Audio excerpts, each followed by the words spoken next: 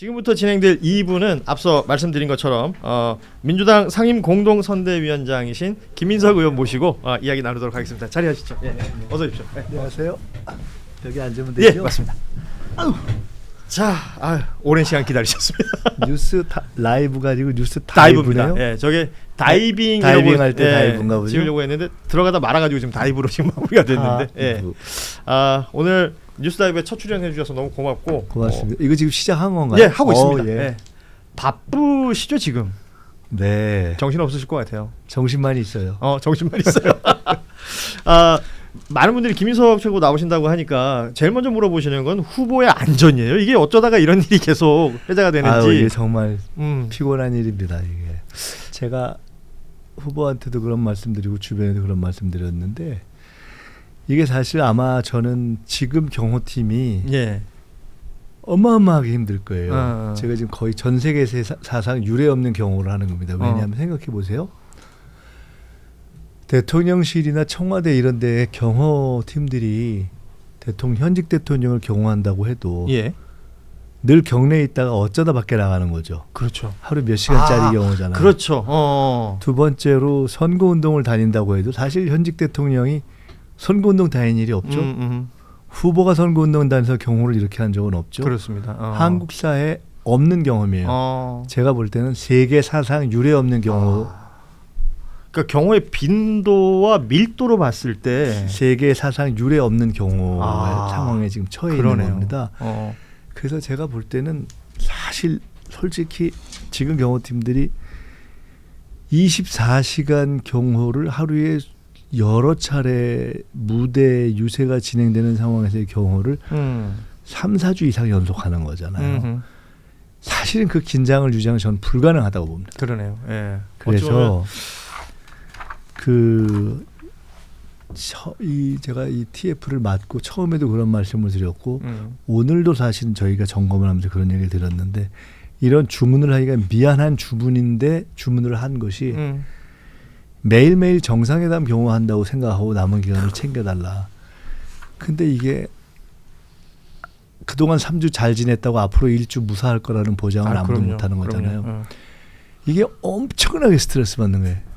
저희도 제가 이번 선거는 상대적으로 그 전에 비해서 실무 부담이 좀 적겠지 생각을 해서 나름 바쁘면서도 조금 자기 이렇게 평상을 유지했는데 TF 단장 맡고 나서 완전히 무너져가지고 전에 문재인 대통령 선거할 때 제가 종합상황본부장 할 때 하루 3시간씩 자는 걸 한 3개월 해봤는데 나중에 걸어가다 엘리베이터에 부딪힌 적이 있거든요. 졸아서? 그냥 걸어가다. 제가 이 일 이후로 완전히 그냥 스트레스가 극에 달해서 그랬는지 그저께인가 제가 인터뷰하다가 시간이 없어서 기자분을 차에 같이 타고 옮겼는데 옮기다 하자 그랬는데 옆에서 질문 듣고 깜빡 졸은 거예요. 기자가 질문을 하고 있는데 제가 황당하더라고요. 이게 대선이군요. 이게 대선이고 우리 김인석 최고가 지금 보여주시는 모습이 지금의 상황인 것 같습니다. 그런 건 어때요? 근데 하여가 그래서 결론은 그래도 후보께 미안하지만은 이 경호의 상황을 좀 이해해 주시라. 그리고 우리 지지층에도 마찬가지다. 사실은 처음에 처음에 그 방탄유리 나왔을 때 그 전에도 제 핸드폰에 문자가 막 몇백 개씩 오는데 매일 첫 방탄유리 등장하고 정말 난리가 아니었습니다. 왜냐하면 첫날 사실은 등장한 게 우리가 그게 다 갖춰져 있어서 디자인까지도 거의 무슨 K 디자인 아트 상 받을 만큼 되면 좋았겠지만 저도 봤어요. 없는 거를 사실은 원래 완제품 나오기 전에 급하니까 2, 3일 먼저 2개 중에 하나를 빼서 우선 갖다 놓고 막은 거예요. 근데 그러다 보니까 엉성하니까 밑에가 막 모래주머니 있고 그랬죠. 난리가 난 거예요. 너네 그래서 이 참 근데 이제 그것도 정상적으로 물건 일자를 맞출 수 없는 걸 그렇게 한 거거든요. 그러니까 처음에는 못 구한다는 얘기도 있었고 그랬었잖아요. 이제 그런 시기여서 사실은 이게 근데 그때 이후로 참 힘든데 근데 어쨌든 다들 걱정해 주신 덕분에 또 그렇게 하는 거고요. 지금은 뭐 관련 제보나 첩보 이런 것들이 더 들어오는 건 없습니까? 상대적으로 아마 그것이 제보를 하시거나 하는 분들도 그만큼 더 걱정이 많이 되고 민감해서 어떤 말씀을 들으셨을 때나 예. 어떤 상황을 보셨을 때 우려와 걱정과 민감성이 더 높았기 때문에 그런 것이 아닌가 예. 싶어요. 아하. 그래서 그 전에 비해서는 빈도가 조금 줄었고 그리고 현장에서 가다 보면 이게 이제 완전 투명하지 않으니까 갖는 불편함. 특히나 이제 영상으로 찍혔을 때는 이게 뿌옇고 막 이런 그렇죠. 것이 있어서 예. 뿌옇고 소리가 잘 안 들리는 경우도 있고 이제 그런 답답함이 있으시지만 그거를 이제 감수하시는 것이고 후보가 어떠다 답답해서 유리벽 밖으로 나오면 오히려 지지자들이 막 난리 나더라고요. 뭐 영상 걱정하잖아요. 보니까, 예. 들어가라고 막. 그런데 그러나 그러니까 저보다 좀 나아졌는데 실제 남아있는 일주일이 만만치 않고 개인적으로는 솔직히 말씀드리면 빨리 이게 끝나서 안전하게 전문가들에 의해서 경험받을 수 있는 곳으로 좀 저희가 보내드리면 좋겠다는 생각을 합니다. 지금 상황이 그렇다라는 겁니다. 이제 다들 아시는 것처럼 D-8일 대선까지는 그리고 사전투표는 이번 주 목금 그야말로 이제 마지막이에요. 막판 선거운동은 어떤 방향성을 가지고 진행하게 되나요? 뭐 언론 보도 보면 뭐 격차가 좁혀졌다 뭐 이런 얘기도 나오고 꾸준히 격차는 좁혀질 것이다라는 예상을 해오셨고요. 저는 처음부터 대략 어느 정도 수준으로 좁혀져서 끝날 거다 이렇게 봤고요. 그 얘기를 미리 했고 왜냐하면 예상하고 있고 또 불가피한 좁혀짐을 충격으로 받아들이고 혹시 지지층이 흔들릴 수 있어서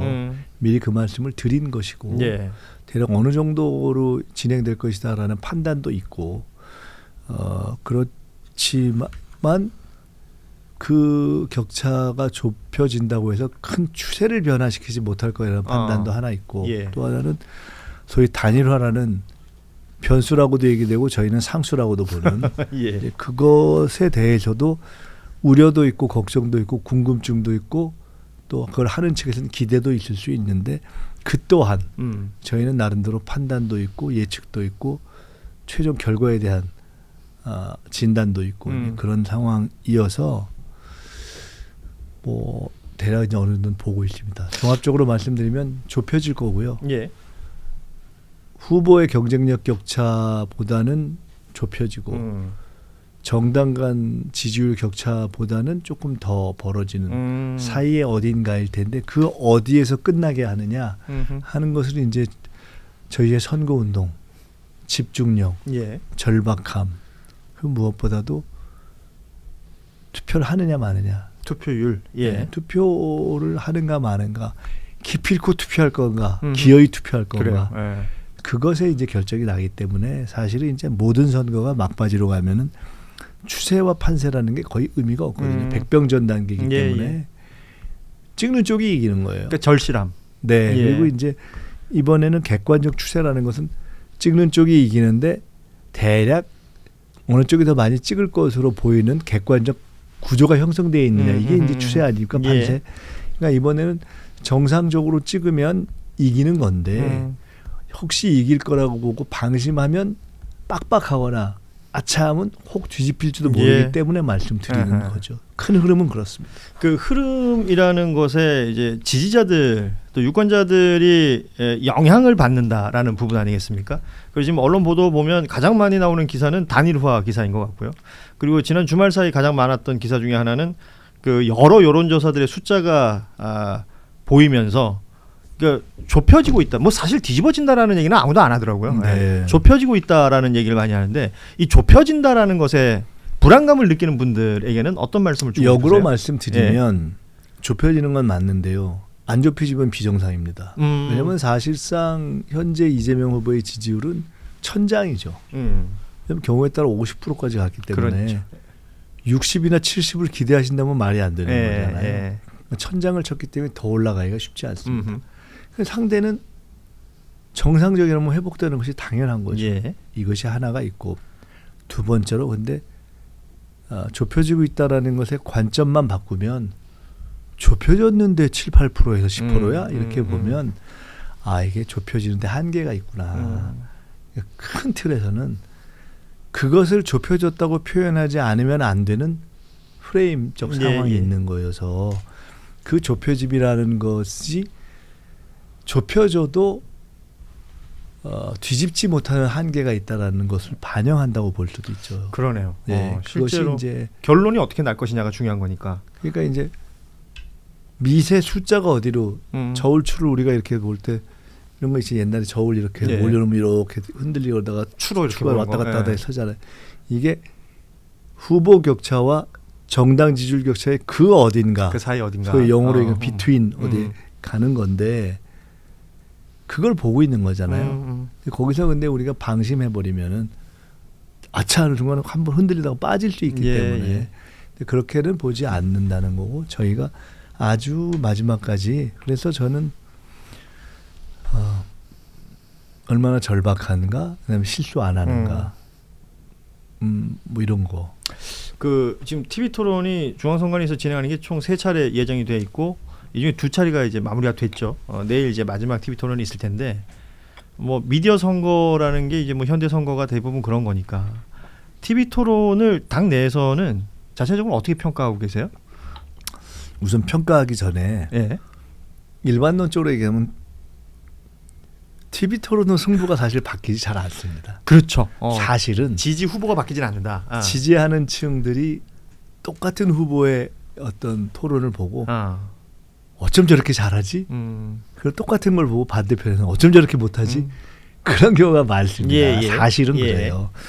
그래서 그것이 결정적으로 바꾸지 못하고 중간층, 중도층이라 할지라도 결정적으로 바뀌는 경우는 사실은 별로 없습니다.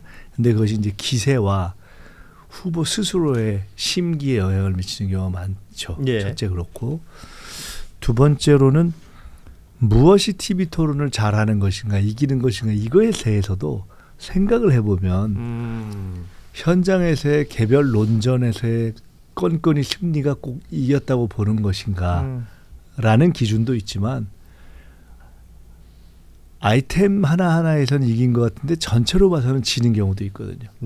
그러니까 전체 이미지에서 어떤 사람이 A와 B 후보인데 B 후보가 A를 계속 공격하고 다 이긴 것 같은데 처음에는 어떻게 B가 더 잘했네 이러다가 한 이틀 정도 지난 다음에 근데 B가 좀 XX가 없지? 이런 경우가 있잖아요. 거기서 이제 태도를 평가하고 그래서 한 4나흘 지나면 역시 대통령은 A가 해야지 이게 있잖아요. 그래서 그 평가의 기준도 사실은 꼭 하나로 보기 어렵다. 이게 제가 이제 일반론을 말씀드리는 겁니다. 그러면 어떻게 평가 우리가 할 것인가도 큰 틀에서 보면은 이것이 어떻게 상황을 변화시켰는가를 봐야 되는데 전체를 놓고 보면 판을 뒤집은 건 없죠. 그렇죠. 후보의 우열이 바뀌지 않았습니다. 그런데 이제 우리가 후보를 보면서 좀 더 잘하시지 그랬어요. 요걸 고쳤어야 되지 않냐 하는 주문이 한 500가지 이상 들어온다고 봐야죠. 왜 이렇게 안 웃었어요? 이렇게 신경질을 안 냈어요? 다양하게 다른 거지. 근데 이제 말씀드리는 것은 첫째는 1차, 2차를 했는데 1차 때는 후보가 너무 사실은 과중한 일정 직후에 했습니다. 그렇죠. 그날 오전 일정도 있었죠. 준비할 수도 없었고 일정이 너무 많았고 사실은 자료도 충분히 읽기 좀 어려서 소화하기 어려운 상황에서 여러 가지 쟁점들이 있어서 아주 만족스러웠다 이렇게 보기 좀 어렵고요. 2차는 아무리 짜게 봐도 아주 손해를 봤다 이렇게 보기는 어려울 정도 최소한 평년작 이상은 한 것 같고 보시는 분도 그렇게 보고 후보도 상대들이 이렇구나 하고 파악이 이제 됐고 그렇게 서로 평타를 쳤을 때의 승부는 그래도 이재명 후보가 안정적이다라는 보는 것이 맞는 것 같습니다. 저는 대략 그런 흐름으로 왔다고 보고 3차는 이제 막바지이고 저희들이 여러 가지를 감안해서 후보의 일정도 조금은 여유를 뒀고 조금은 피로를 덜 가진 상태에서 할 수 있게 됐고 여러 가지 상대들이 프레임을 갖고 이제 네거티브를 하는 것에 능한 경우가 있는데 사실은 김문수 후보는 존재감이 별로 없고 토론이 굉장히 좀 준비가 덜 돼 있다는 게 느껴지죠. 이제 이준석 후보가 그런 어떤 말꼬리 잡기 이런 거에 좀 능하잖아요. 근데 그런 게 사실 한두 번이거든요. 그런 걸로 재미 보는 거는. 그래서 그 효용도 사실은 다 했다 저희는 이렇게 보고 후보도 직접 이준석 후보와 대한 것을 2차례 거쳐봤고 좀 다른 얘기인데 선거를 할 때나 토론할 때 제일 어려운 상대가요. 자기보다 연하의 상대하고 하는 거 어렵습니다. 그런 경우가 많습니다. 자칫하면 꼰대처럼 보일 수도 있고. 그렇죠. 그리고 그걸 뭐 틀린 얘기를 이렇게 반박할 때 그것이 좀 권위적으로 보일 수도 있고 아주 어렵죠. 쉽지 않습니다. 그래서 참 이게 스탠스를 잡기가 어려운 경우가 있는데 근데 그 시기도 넘었다고 봅니다. 전체적으로 보는 국민들의 이미지도 이 사람이 결론은 마지막에 뭘로 평가되냐면 누가 대통령 값인가로 보거든요. 그렇죠. 그런 점에 있어서 이재명 후보의 안정성에는 문제가 없었다고 보고 3차는 이제 주제도 대략 이제 정치 외교 뭐 이런 쪽이고 후보도 이제 완전히 이제 이 토론에 대해서 조금 여유가 생겼고 해서 전체적인 구조적인 우위에다가 기술적인 안정성이 생기고 주제도 안정적이고 해서 저희는 1차, 2차에서 이렇게 안정화되는 추세가 더 강화될 것이다 이렇게 보고 있습니다.